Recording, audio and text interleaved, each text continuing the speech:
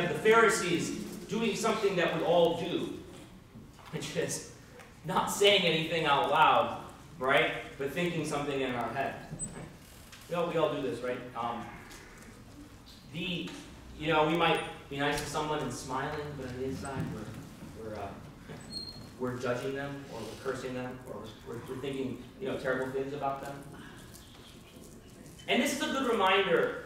This particular gospel reading, nestled in it is a small discussion or look at your thought life. We often think our religious life or our spiritual life, or whether or not we're a good person or not, we usually associate that with kind of our outward actions. The things that we do or the things that we don't do, and we think, well, I'm a nice person because I don't say any bad things to other people. I didn't do anything bad to that person, even though I thought bad things about them. But if you look closely at the gospel and the things that Jesus says, you realize that our thoughts also matter to God. And your thoughts also matter for your everyday life. Because if you're like the Pharisees and you're thinking these thoughts, you're going to end up becoming your thoughts. The things that you think, the things that you dwell on, the things that you obsess about, the things that you worry and are afraid of, you end up becoming your thoughts. And we see here that God even sees our thoughts. Because what's important in the Christian life and what the church wants is it doesn't want people who just act good, but people who are good. That's changing our very default. And that's a lot harder than just kind of restraining certain behaviors. That's hopefully getting to the point when certain thoughts and desires aren't even really a part of who you are. Or if they're there, they don't really have any power over you. Because sometimes there's thoughts and feelings that we just don't have control over. But there's a real difference between a thought fleeting into your head and then owning the thought the way that the Pharisees do when they have it in their own mind. And so the message I want to bring to you today is twofold. One, be aware of your own thoughts. And two, you're not your thoughts. You see, a lot of times we think that just whatever is coming into our head, we associate so much of who we are with the thoughts coming into our heads. And we let those thoughts, very kind of uncritically and unexamined, we let those thoughts become who we are. We let those thoughts have dominion and free reign in our minds. But the truth is that we have all kinds of crazy thoughts that come into our mind, right? God forbid that we could all read each other's minds, right? We'd all run out of here screaming, wouldn't we? Because, there's so many things that we thankfully, we have a filter, right?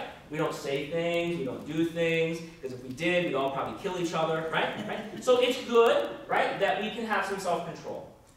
And it's scary to think that someone would be able to see everything that's going on in our minds, right, when we're interacting with certain people.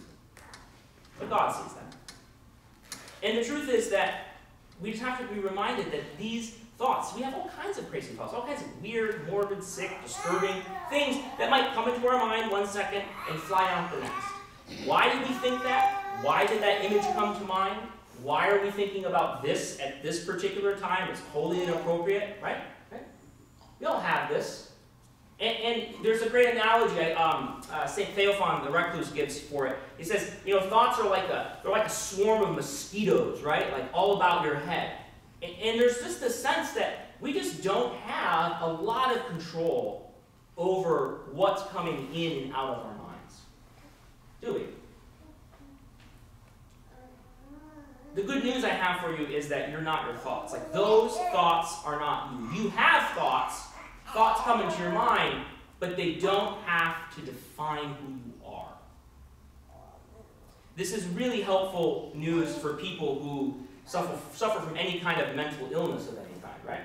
Or any kind of addiction, anything difficult like that, or any obsession, or any great worry that you have, is that you're not those thoughts. You can choose to become them. You can choose to let those thoughts lodge themselves in you, and you can choose to let them enter your heart, the way the Pharisees did that judgment and condemnation that they had in today's gospel of Christ when he healed that man. And so the challenge is one, not just of in our external life, but to really attend to what's going on inside of our minds. And to really be aware that thoughts are powerful.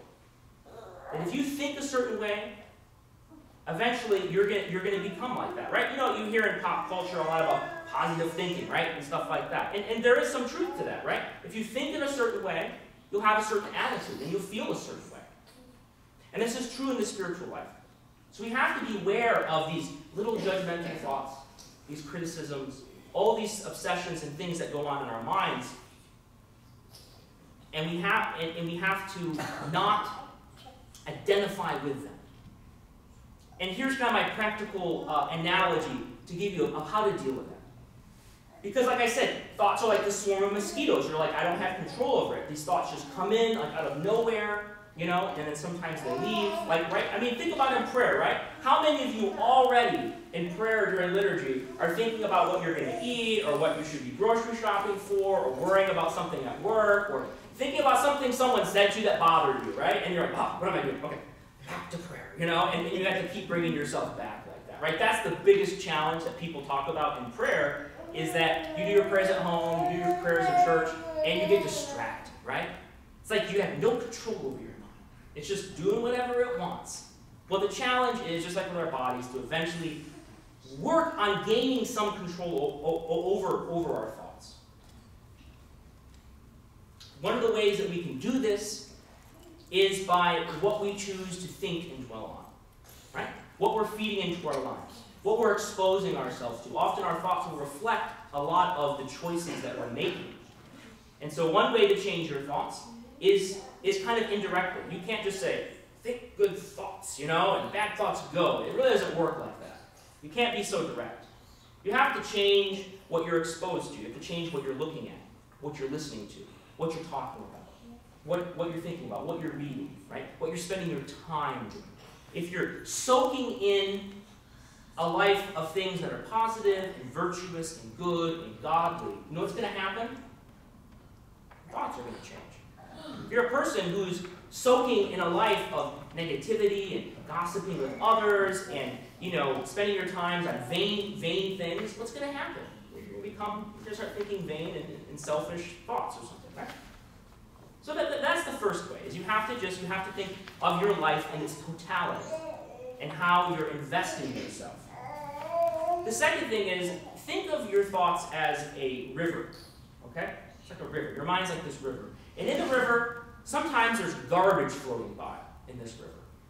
Okay? And this garbage is all these nasty thoughts that you really don't want in your mind. Well, you know what you have to do to get rid of those thoughts? Don't pick up the garbage. Don't pick it up. You have a thought that comes into your head and it's garbage, let it flow out. Let go. It's almost a passive. It's like a passive strategy, right? You can't say, oh, I'm going to pick all this garbage out of the river, you know, right? That won't work. Because the minute you engage with that thought, it's got you, because that's what it wants, right? That thought wants you to pick it up, wants you to play with it and look at it and think about it. So the real tactic here is to think of your thought life like a river. And sometimes in the river, there's garbage flowing by, and you just have to let it go. You know? Let it pass. Maybe give a little chuckle of that bizarre thought that came to your head, or that thing that's embarrassing, and just let it go and move on. This is the advice that hermits and monks of great prayer give to other monks when they're dealing with intense ascetical practices. This is exactly what they give. So like, you know, some monk is praying for 12 hours a day in a hut somewhere in the woods, right? I mean, can you imagine the battle you have with your thoughts, right? If you go out in the wilderness and you don't have any people to fight with, right?